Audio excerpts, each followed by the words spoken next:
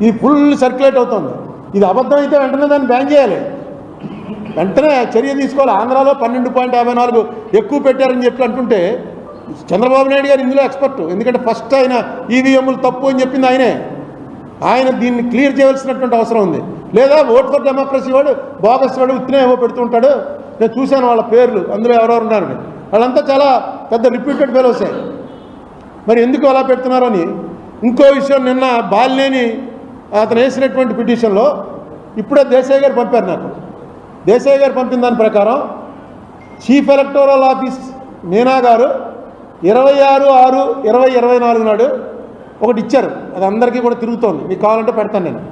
దాంట్లో ఆయన chief election officer ఆయన ఏమి ఇచ్చాడు, ఇవన్నీ కూడా కౌంటింగ్ అయిన 10 రోజుల్లో మొత్తం డిస్ట్రాయ్ చేయమన్నారు.